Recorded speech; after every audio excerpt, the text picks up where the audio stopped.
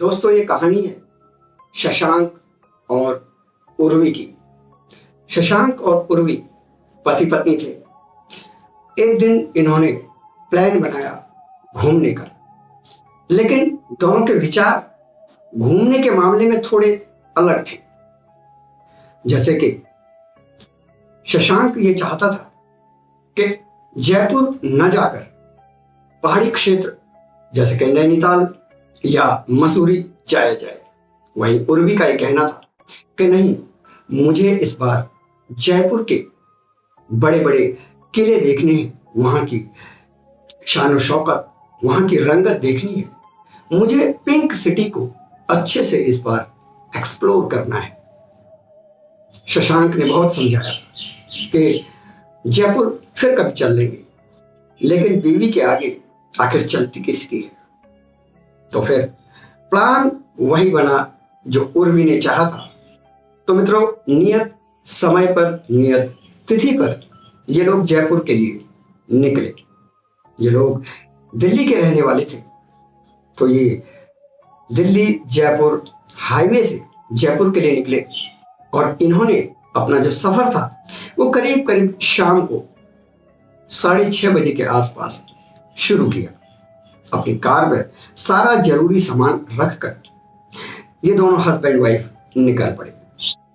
शशांक, जिसकी उम्र करीब 46-47 साल थी, वहीं उर्वी लगभग 40 साल के आसपास की महिला थी। दोनों मैच्योर थे। अपना सफर आराम से बातें करते हुए तय करते जा रहे थे। यूं ही सफर करते करते अचानक धीरे धीरे शाम हुई और शाम के बाद रात होने लगी। अब धीरे धीरे अंधेरा बढ़ रहा था और हाईवे पर इनकी जो गाड़ी थी, जो कार थी, वो दौड़ती जा रही थी। मित्रों, दोनों आपस में बातें करते हुए जा रहे थे कि उर्वी जो गाड़ी का शीशा होता है उससे बाहर की ओर, खिड़की वाला जो शीशा होता है उससे बाहर की ओर देखने लगी। तो बाहर अब मुश्किल से ही कुछ दिख रहा था, क्योंकि चारों तरफ से अंधेरा ही अंधेरा नजर आ रहा।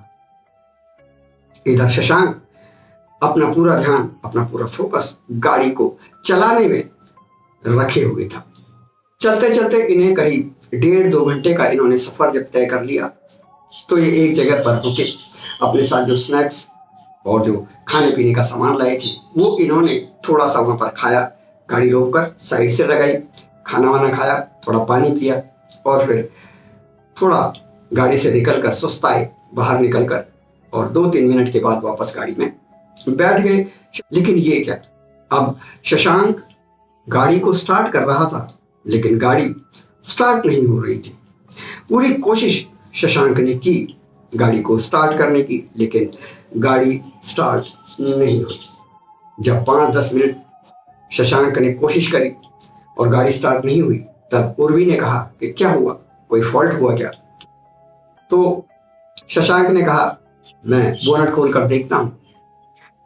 शशांक ने वहां भी थोड़ा समय बिताया, बोनट खोलकर देखा, चेक किया, लेकिन कहीं भी उसे कुछ ऐसा नजर नहीं आया जिससे कि वो या तो ठीक कर सकता हो या फिर उसकी नजर में आया हो कि ये फॉल्ट है और मैं इसे ठीक कर दूं।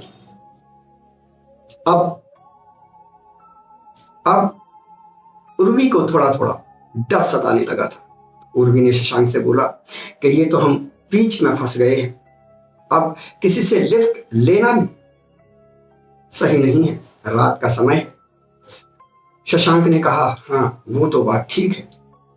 अभी दोनों बातें कर ही रहे थे कि इन्होंने देखा कि हाईवे पर सड़क के दूसरी ओर, दूसरे छोर पर एक लड़की खड़ी है।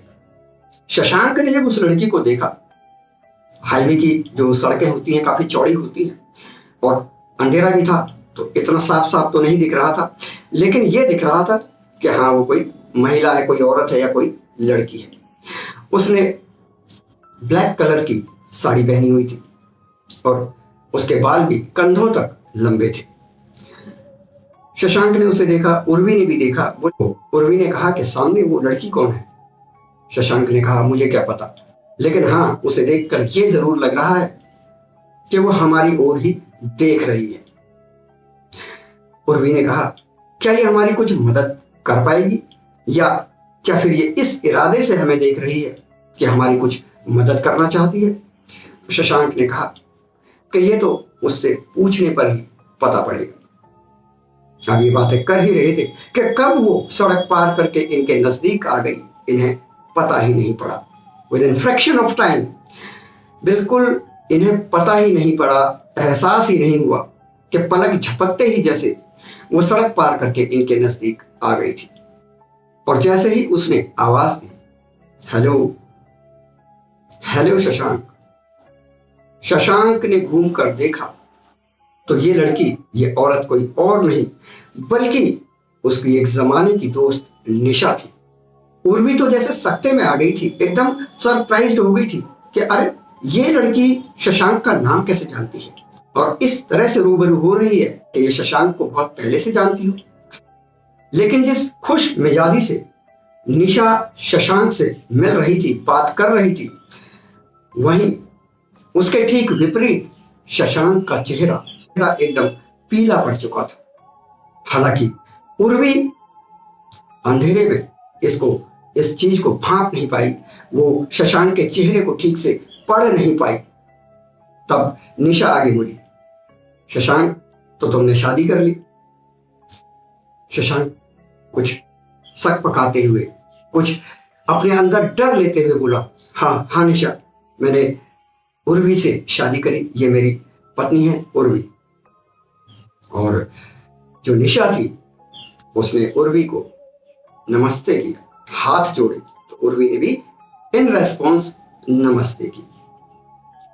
इसके बाद निशा ने कहा कि लगता है कि तुम्हारी गाड़ी खराब हो गई है। इससे पहले कि शशांक कुछ बोल पाता, क्योंकि ऐसा लग रहा था कि शशांक के मन में ढेरों सवाल चल रहे हैं। शशांक अपनी जो वस्तु स्थिति थी उसमें था ही नहीं, वो कहीं और खो गया था। तो उर्वी उस समय बोलती है कि हाँ, हमारी गाड़ी खराब हो गई है, इन्होंने तो पूरी कोशिश कर ली लेकिन इस गाड़ी को ये ठीक नहीं कर पा रहे, तो लगता है कोई मेजर फॉल्ट है और मैकेनिक ही अब इसे ठीक कर पाएगा, लेकिन हम यहाँ पर फंस गए हैं, स्ट्रक हो गए हैं। और आज के टाइम में तो, और रात के समय तो, हम किसी पर विश्वास भी नहीं कर सकते, यानी किसी से लिफ्ट मांगना भी खतरे से खाली नहीं। तब निशा के चेहरे पर एक मुस्कान आई और वो मुस्कुराती हुई बोली, मैं हूं ना, मेरे रहते आप लोग परेशान क्यों हो रहे? आखिर शशांक तो हमारे पुराने मित्र हैं, और पुरानी दोस्ती के लिहाज से इतना तो मेरा फर्ज बनता ही है कि मैं तुम दोनों की इस मुसीबत के समय मदद कर सकूं। उर्वी के चेहरे पर जैसे मुस्कुराहट, जैसे खुशी की लहर दौड़ गई थी, क्योंकि उसे तो ऐसा लग रहा था कि इस जगह पर, जो वीरान सुनसान जगह है हाईवे वाली, इस जगह पर आखिर उनकी मदद कौन करने आएगा। उसे तो ये लगा जैसे भगवान ने ही कोई फरिश्ता शशांक और उर्वी के पास भेज दिया है। अब निशा ने कहा, चलो सामने ही मेरा घर है, वो देखो, देख रहे हो दूर दूर। उन्होंने देखा तो एक घर था। अंदाजे से अंधेरे में ऐसा लग रहा था जैसे वो एक 2 मंजिला घर हो, और वहां से रोशनी भी आ रही थी। निशा बोली कि आओ, रात भर वहां रुक लेना, सुबह कोई ना कोई मैकेनिक मिल ही जाएगा, तब तुम आगे की अपनी जर्नी पर निकल सकते हो। हालांकि शशांक बिल्कुल भी तैयार नहीं था जाने के लिए, लेकिन उर्वी ने कहा कि शशांक, दिक्कत क्या है, तुम्हें क्या हो गया है, कहां, ऐसा क्यों लग रहा है कि जैसे तुम खोए खोए से, जैसे कि तुम कहीं खो गए हो? शशांक अपने आप को संभालते हुए बोला, नहीं नहीं, ऐसी कोई बात नहीं है, मैं ठीक हूं उर्वी, मैं ठीक हूं, बस यूं ही थोड़ा टेंशन गाड़ी को लेकर थी। निशा कहती है, हाँ, इंसान को टेंशन जरूर होनी चाहिए, जब जब बात अपनों की सुरक्षा की आती है तो टेंशन बढ़ ही जाती है। उर्वी कहती है कि चलो निशा, हमें अपने यहां ले चलो, हम रात भर यहां तो नहीं रह सकते। अब निशा के साथ साथ उर्वी चल पड़ी और पीछे पीछे शशांक को जाना ही पड़ा। शशांक ने अपना बैग उठाया, गाड़ी लॉक की और इनके पीछे पीछे चल पड़ा। हाईवे की सड़क इन्होंने पार की और उसके बाद कच्चे रास्ते से चलते हुए ये करीब 10 मिनट तक चलते चलते इन्हें एक 2 मंजिला घर दिखा। ये वाकई एक 2 मंजिला घर था, डबल स्टोरी, और बड़ा घर था। लाइटिंग भी बहुत अच्छी थी। तीनों अंदर जाते हैं। निशा दरवाजा खोलती है, अंदर जाते हैं। दरवाजे पर कोई लॉक नहीं था, ऐसे ही खोलती है। तो उर्वी कहती है कि अपने घर को आप लॉक नहीं करते? बोली मुझे जरूरत ही नहीं पड़ती और यहाँ आता ही कौन है, और मेरे पास ऐसा है ही क्या कि मुझे दरवाजे को लॉक करने की जरूरत पड़े। तो उर्वी कहती है आखिर तुम एक लड़की हो, एक औरत हो, अपनी सुरक्षा तो करनी ही चाहिए।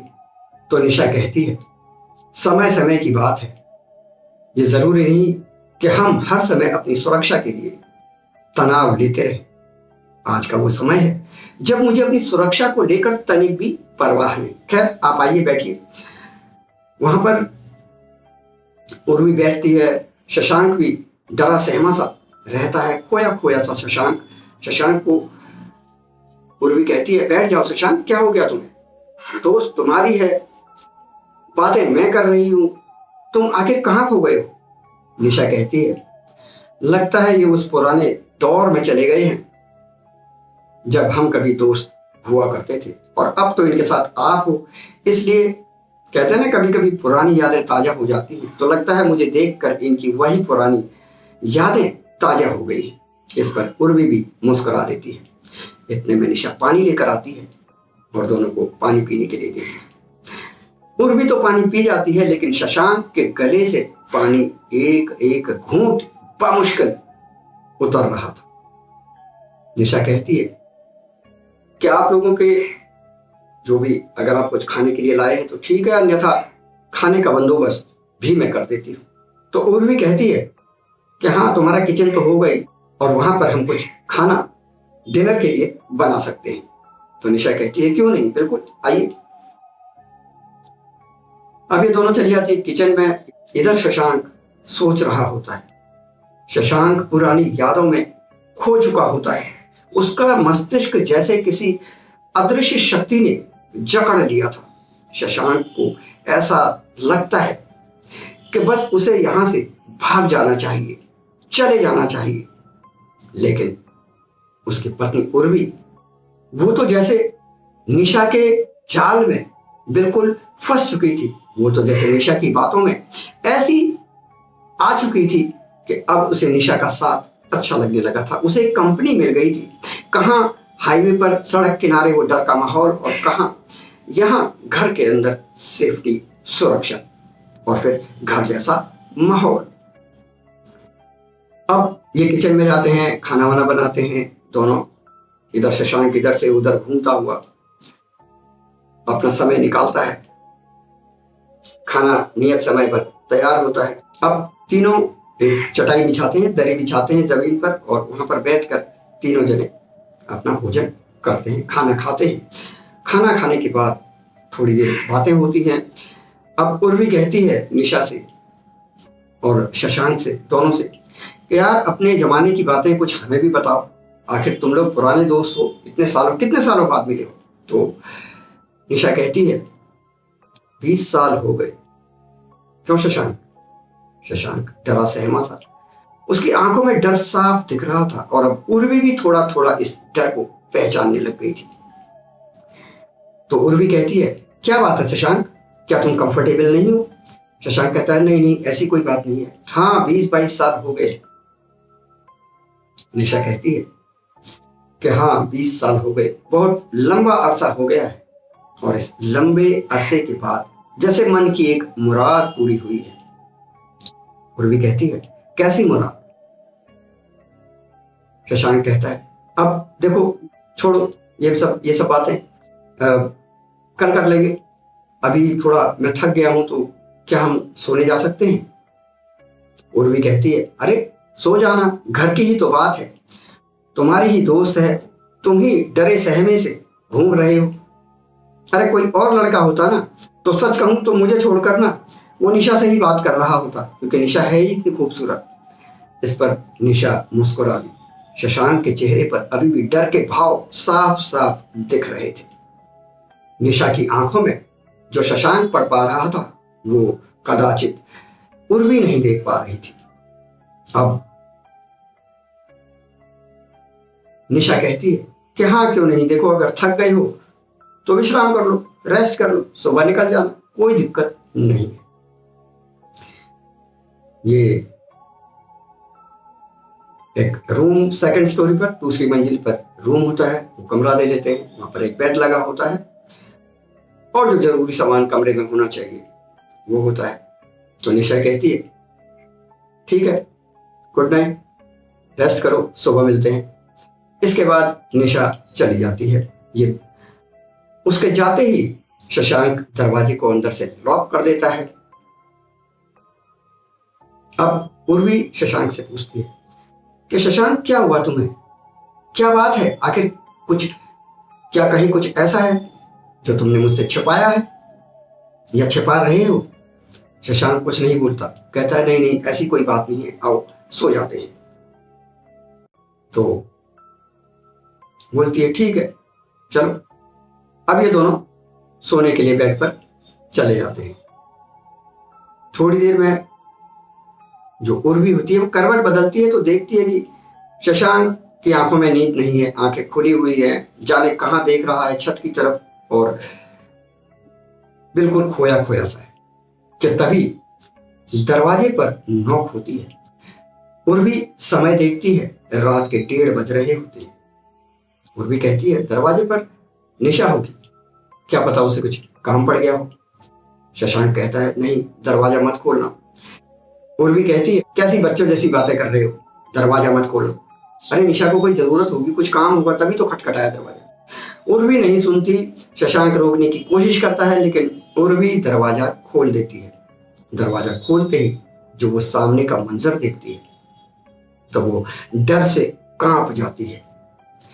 निशा जिसकी आंखें बिल्कुल काली, साड़ी भी जो उसने ब्लैक कलर की जो साड़ी पहनी थी और ब्लैक कलर का जो ब्लाउज पहना था उसमें वो एकदम डेंजरस, खतरनाक, भयावह लग रही थी, बिल्कुल स्कैरी। और उसके जो बाल थे वो ऐसा लग रहा था जैसे हवा में उड़ रहे हो, जैसे ये हवा सिर्फ उसके बालों को उड़ाने के लिए ही बनी हो। उसके कंधे तक के जो बाल थे वो हवा में लहरा रहे थे और आवाज भी उसकी बिल्कुल बदल चुकी थी। और ये आवाज सुनी उर्वी और शशांक दोनों ने। जब जब निशा बोलती है शशांक सच को स्वीकार करो। उर्वी शशांक की तरफ देखती है और तेजी से दरवाजे से हटकर शशांक के पास चली जाती है। शशांक बोलता है मुझे माफ कर दो, मुझे माफ कर दो, मैं तुम्हारा गुनहगार हूं, लेकिन आज मुझे अपने किए पर पछतावा हो रहा है। अब उर्वी जब ये सुनती है शशांक के मुंह से तो उर्वी बिल्कुल स्तब्ध रह जाती है, उसकी समझ में नहीं आता और वो समझ नहीं पाती कि आखिर ये माजरा क्या है। उसे इतना तो समझ में आ जाता है कि मेरे पति ने कुछ तो गलत किया है और जिसके साथ गलत किया है वो ये सामने है, निशा। निशा दरवाजे के अंदर आ जाती है। कमरे में आने के बाद निशा शशांक से कहती है कि अपनी पत्नी को सच तुम बताओगे या फिर सच मैं बताऊं। लेकिन शशांक था कि उसके गले से उसका हलक बिल्कुल सूख चुका था, उसके गले से बिल्कुल एक आवाज भी नहीं निकलती। और तब निशा बताती है उर्वी को कि तुम्हारे पति ने अपने 3 दोस्तों के साथ मिलकर इसी दिल्ली जयपुर हाईवे पर, इसी जगह पर मेरे साथ दुष्कर्म किया, गलत काम किया। मैं इन चारों की दोस्त थी, लेकिन इन्होंने ऐसे ही एक दिल्ली जयपुर ट्रिप के दौरान मेरे साथ वो गलत काम किया कि मैं तार तार हो गई। मैंने इनसे रहम की भीख मांगी पर इनमें से किसी ने मेरे साथ रहम नहीं किया। इतना ही नहीं, इन्होंने मेरे साथ गलत काम करने के बाद मुझे मार भी डाला और मेरी बॉडी को यहीं दफन कर दिया। मैंने उन तीनों को तो मौत के घाट उतार दिया, बस ये आखिरी बचा था जिसका मुझे इतने वर्षों से इंतजार था, और आज वो इंतजार पूरा हुआ। तब शशांक कहता है कि मुझ पर रहम करो। निशा कहती है, ऐसा तो मैंने भी कहा था, लेकिन मुझ पर भी तुम में से किसी ने रहम नहीं किया था, तो रहम न मैंने तुम्हारे उन 3 दोस्तों पर किया और न मैं तुम पर करूंगी। हाँ, तुम्हारी पत्नी की इसमें कोई गलती नहीं है। ये यहाँ से जब चाहे तब जा सकती है, चाहे अभी या फिर सुबह, लेकिन तुम्हें मैं नहीं छोड़। उर्वी जो दृश्य देखती है कि निशा के हाथ अपने आप उसी जगह जहां वो निशा खड़ी थी लंबे हो जाते हैं और सीधा पहुंचते हैं शशांक की गर्दन पर, और पल भर में ही शशांक की गर्दन एक तरफ लुढ़क जाती है और फिर उसका शरीर एक तरफ जमीन पर गिर पड़ता है, और उसके बाद निशा भी उस जगह से गायब हो जाती है। अब उर्वी, जो कि इतना सब मंजर देख चुकी थी, ऐसा एक्सपीरियंस तो उसे पहले कभी नहीं हुआ था। इस तरह की पैरानॉर्मल एक्टिविटी उसने अपनी लाइफ में पहली बार देखी थी। उसको काटो तो खून नहीं, उसको समझ में नहीं आ रहा था क्या करूं। लगभग 10-15 मिनट तक तो वो वैसे के वैसे ही खड़ी रही जैसे वो रही, और उसके बाद वो उस घर से निकल कर भागी, और उसे ऐसा लगा कि इस घर में तो वो जरूर ही मर जाएगी डर और दहशत से। इससे तो अच्छा है कि वो हाईवे पर जाकर किसी से लिफ्ट ही मांग ले, ज्यादा से ज्यादा क्या होगा, वहां भी तो मर ही जाऊंगी ना। अगर किसी ने बुरा किया तो, और क्या पता किस्मत से कोई सज्जन व्यक्ति मिल जाए। तो ये क्योंकि डर और दहशत का माहौल था, तो ये दौड़कर हाईवे तक पहुंची, और उर्वी का लक अच्छा था कि उसी समय हाईवे से उसी समय पुलिस की पेट्रोलिंग वाली जो गाड़ियां होती है ना, वो एक गाड़ी जा रही थी, और उन्होंने उर्वी को देखकर गाड़ी रोकी, और उर्वी के बताए जो भी उर्वी ने वृतांत सुनाया कि उसने क्या क्या एक्सपीरियंस किया। ये लोग उस घर की तरफ गए, लेकिन वहां पर कोई घर नहीं था, वहां पर कुछ भी नहीं था, ना कोई घर, ना इसके पति की बॉडी, मतलब सब कुछ सुपड़ा साफ। वहां पर कुछ था ही नहीं, ऐसा था ही नहीं कि वहां पर कभी कुछ रहा हो। आपको ये घटना कैसी लगी कमेंट बॉक्स में लिखकर जरूर बताएं। साथ ही साथ इस चैनल को सब्सक्राइब जरूर कर दें, ताकि आपको ऐसी ही अच्छी अच्छी कहानियां सुनने को देखने को मिलती रहें। घटना अच्छी लगी हो तो इसे ज्यादा से ज्यादा लोगों तक शेयर करें, एक लाइक वीडियो को जरूर दे दें। मैं लेता हूं अब आपसे आज्ञा, फिर मिलता हूं नई वीडियो में। नमस्कार।